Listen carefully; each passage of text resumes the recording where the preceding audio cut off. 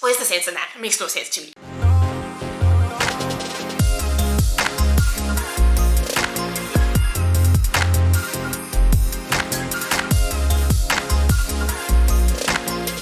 Bonjour mes amis, ça va? I hope you guys are doing well today. So today we're just, we're doing a bit of different, we decided to be a bit unique, and I wanted to show off my plants. You guys, I'm obsessed with plants. If you didn't know, well now you know. I have a bit of an obsession with plants.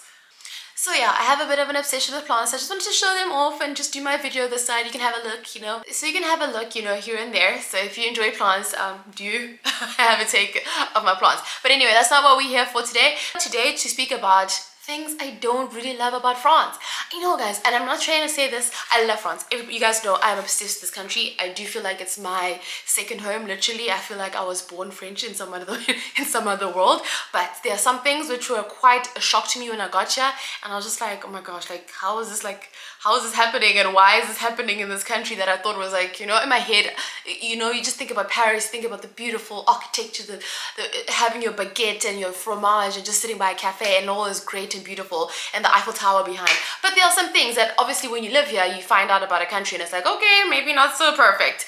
So I just wanted to just share those, so for those of you who are thinking about moving to France or have thought about just visiting even France, so you are aware of what you could expect when you come to this country. There are some things that are just, a bit unique to France, I think. And so yeah, let's get into it. So the first thing I wanted to discuss is that France is still quite paper-based. A lot of stuff is still very paper-based. I don't understand. I would think for a first world country there'd be already moved more advanced emails or just applications to do things. Simple things like going to the doctor. Sometimes you have to actually send in a facture, which is like a document where you show that you have seen a doctor, and then the social security will reimburse you. You actually have to send it in through post. I don't know the last time I went to a post office in South Africa, but in France I go to the post office a lot. There's a lot of stuff that is still very much paper-based, and I think it's just done because it's always been done like this and they don't really want to change.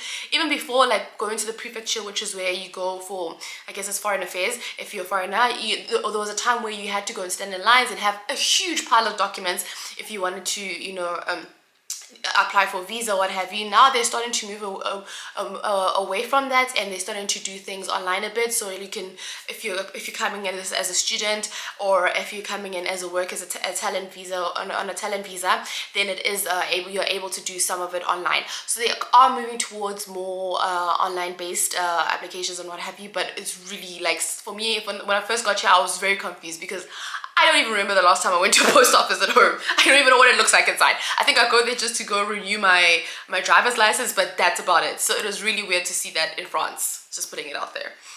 Second of all, I want to discuss how things just don't make sense sometimes. I'm just okay. So for example, I had to open up an account when I first got here, a bank account, and I was told, okay, you need your FICA documents, your passport, your where you live, what have you. And I went to the bank, and I had made an appointment, because you have to make an appointment. It's very, very strict here in terms of those things. So I made an appointment, and I went to my appointment, and I get there, they're like, oh no, you can't make your application here because you need to go to a bank branch nearby your place. So I was at school that day, so I made it closer to my school, and they're like, no, it has to be in the same arrondissement as the one that you're currently living at. And I'm like, why does it matter where I do the application? It's still going to be a country-based banking platform. So I don't understand why it matters where I make the application. They're just like, no, that's just how it is. So I literally now had to wait go get an appointment in one of the branches in my area, because apparently I can't make it in that branch. Where's the sense in that? It makes no sense to me. I was like, why? So there's a lot of those random things where things are just done in a specific way, and they've just chosen to keep it that way. It's just that's how we do it. So you just need to deal with it. And that's annoying to me sometimes. I don't know if it's a traditional cultural thing, but they really like to keep things as it is. And even if it doesn't make sense like that, why does it matter where I make the application? I'm still gonna be using the bank in any part of the country. So hello. But either way, those are things that were just annoying to me, and I was like, what the hell? I don't understand. We're like, no, madame, pardon, vous pouvez pas faire l'application ici. Je dis, oh, mais pourquoi? I don't understand. And they're like, no, c'est pas possible. French favorite phrase. C'est pas possible. Guys, nothing is ever possible, because if it's not done in the way that you're supposed to, or they've been doing it for thousands of years, there's no other option, okay? That is what it is. C'est pas possible. C'est tout. C'est pas possible. Anyway, third thing that I want to discuss with you is if you don't greet, you're screwed. I'm not talking about just saying bonjour. You need to bonjour, ça va? Because if you do not, even if you're at a shop and you're wanting help with something, you cannot just go up to a lady and be like, hi, sorry, do you have a size in this and this? You need to first be like, bonjour, est-ce que vous pouvez m'aider? Je cherche pour ça. You know, they have to be very proper in the way you present yourself. Like, you can't just go and ask them for anything, especially in the boulangerie. If you do not say bonjour, ça va, and all that stuff, they might not serve you. They might just look at you like, you're so rude. So just be aware that wherever you go, make sure you always start off any conversation with any French person with bonjour.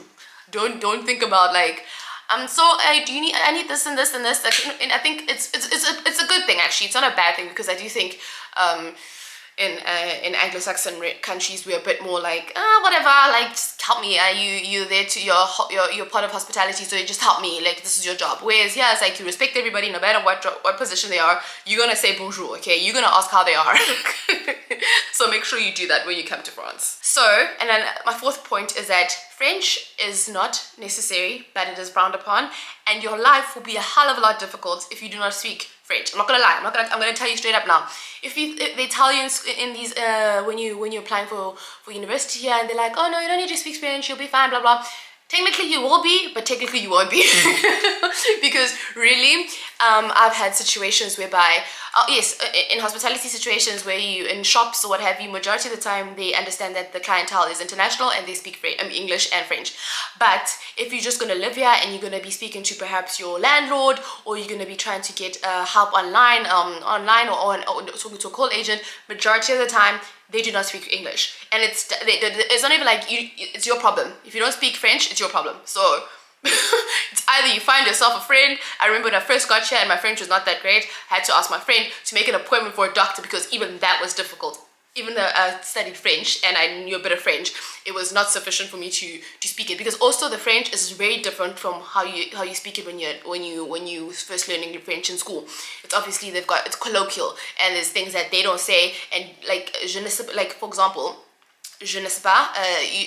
In France, you just say je sais pas, because it's just how it is. Like, it's always like that in English as well. I think there's words where you just don't say them like how you would if you were writing a formal document. So even here, when you do that, it's going to be a bit difficult. So definitely, if you do not speak French and you want to live in France, I hope you're ready to start learning. You better get your first thing and start learning French, because your life will be very difficult. I'm not even going to lie to you.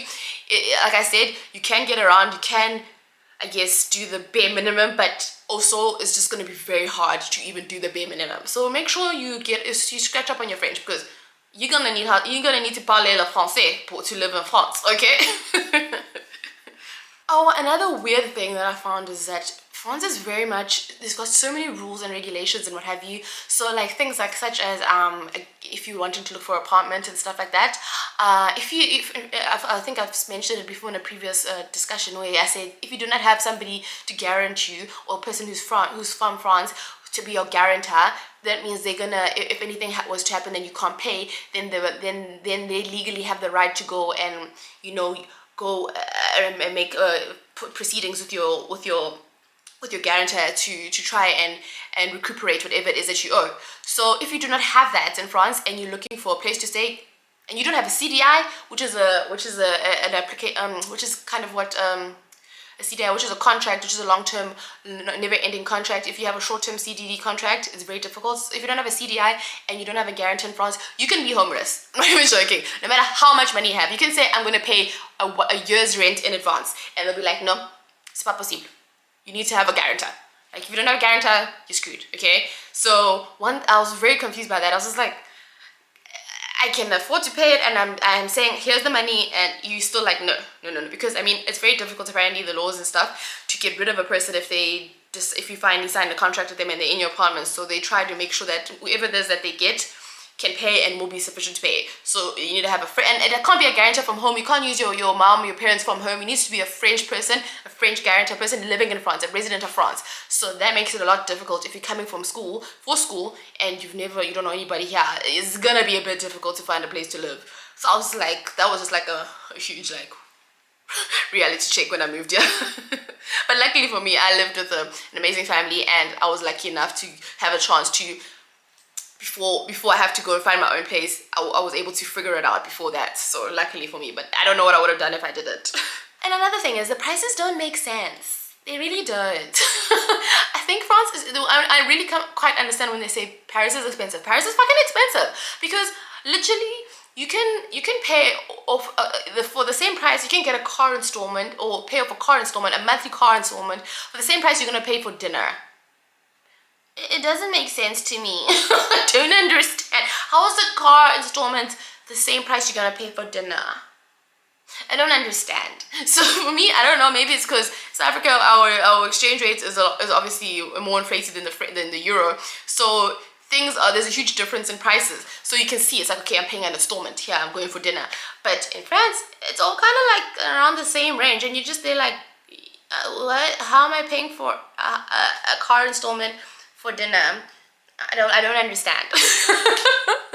So that was just a bit of a weird situation for me. And I want to say that, okay, it annoys me. It annoys me because I don't understand it. I don't understand it. Period. I don't understand it. Another thing I really want anybody who actually just comes to Paris, be it for tourism or just to want to live here, it's not all croissants, cafes, and oui, okay? It really isn't. Paris itself specifically is beautiful. It's a beautiful city. But trust me, it has, the French love their dogs, and there's dog pee everywhere, there's dog shit everywhere, like literally they don't pick it up, and I'm always just like, what the fuck is happening here? Like, I don't understand what the hell is happening here? Like, how the hell are people just like leaving their dog crap, and the next thing you step on it. It happens a lot. It happens. You will step on dog poop if you've lived in France. Specifically Paris. If you have not lived in Paris, and you've never stepped in dog, whatever, I don't know what gods you're with, but they are holding you together. Damn, you go, oh wow. Generally, it's a norm to to end up stepping your foot in there, because obviously you're always busy with your phone, next thing's like, so it's not all, dandelions and beautiful flowers and baguette smells and croissant smells. It really kind of smells as well sometimes. You're walking through an area and you just smell pee, like, ugh, it's disgusting. And you just ask yourself, like, what the hell? Like, why did you just find a fucking toilets? Because there's got lots of like these public toilets all across the city, but you'll still have areas where you're walking by and it's just like you'll step on it. So I'm just saying, I mean, it's beautiful, don't get me twisted, but like, if you live here, you know the struggle. You know the struggle of it not being all beautiful croissants and baguettes and what have you. Another thing which is not really bad, or I don't know if it's a bad or okay, well, this is bad for me a bit because I love color. Everybody's always wearing black in Paris. I think it is obviously a fashion thing, fashionistas, it is the capital of fashion. So for me, I love colors, okay? So I will be there with my pink jacket and what have you, and people will just look at you like, where's this person from? Actually, I don't mind it, actually. I like the attention. It's like, yeah, I'm a bit different, okay? I'm not all wearing black, top to bottom. It's literally like, everybody's always wearing black here. It's like, oh, we had a funeral. I don't understand. Why is everybody wearing black? But I guess they know what they're doing, because, I mean, they are the capital of fashion. So I'll give it to them. But for me personally, it was a really bit weird, because we love our colors in South Africa. We are colorful people. And obviously that translates to talking to people. In South Africa, people are more open and welcoming, whereas in France, you mind your business, okay? You're in a train, do not even look at me. Don't look at me sideways. What are you looking at me for? Like, I don't know you. I don't know you. Why are you looking at me? Specifically Paris, though. I think in other regions, I've been to other regions, and they're much more friendlier. Parisians, there's a reason they have a reputation that they have. I'm just saying. Just putting it out there. And then we have the situation of things just of French people not really wanting to work. Can I not say that? Okay, but generally I don't understand. The working hours here are ridiculous. Like if you want to go shopping on a Sunday, forget it. You're not gonna find anything open on a Sunday. Literally, you're not gonna find anything. It doesn't exist. Like, if you're lucky, it'll be open for like a few hours in the morning. But the majority of the time, big shops, like a shop where you go to do your groceries, what have you, they don't even open on a Sunday. So I mean, South Africa, it's open until freaking 6 even on Sundays. So I was like, what's going on here? So for me, it was a bit of a reality check. I was like, whoa, okay. So I have to do everything on a Saturday because on Sunday nothing's open. And on top of it, banks go on lunch breaks. So when I have time after during my work day to come to the bank, you are closed because you are on lunch. Okay, so when are we supposed to come into the bank if you have anything to do with it? Because you do a lot of stuff in the bank. Some of the stuff on the applications, like, it's not as, maybe my bank specifically, it's not as advanced, or the one that I utilize, I don't know, because I still have to go into the bank to do some things. So the fact that you take lunch breaks, like, as a bank, I was very confused by that. I didn't understand. So the time I have to be like, when I'm going on my lunch break, you are also on your lunch break. So when am I ever going to have time to come in and see or do whatever it is that I have to do?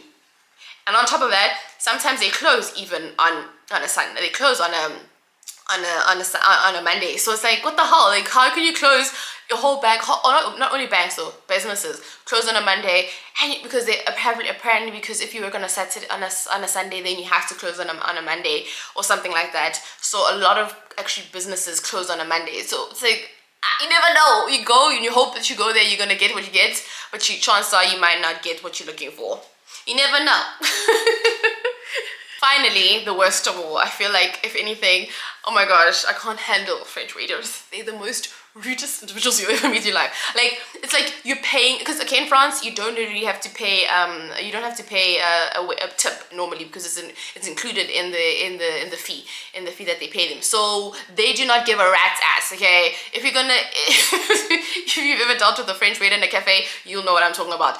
They do not care. If you do not, first of all, if you don't speak French or you don't greet them, first of all, it's like, okay, it's like, what do you want, you know? And then they're never there to take whatever it is that you wanna. If you need an extra, what have you, they're just not gonna be nice about it. They're not the kindest people about it. Literally, I've had a few experiences where I've just left there like, wow, well, I felt like I was the one paying you to serve me. Because they really have, like, they're on some other high horse. I don't understand what's going on with waiters in France. So literally, even if you're a tourist and you come to Paris and you try your French, don't do it. Don't even, if you don't know French, just say it in English, okay? Just be like, bonjour, je parle pas le français, and then do what you need to do. Est-ce que vous parlez l'anglais? You know what I mean? Because they don't have time for you. They don't have time to entertain you, not rubbish. They're like, what do you want? What do you want? Café? Quoi? So I hope you've enjoyed this, and I will see you guys next week. Au revoir!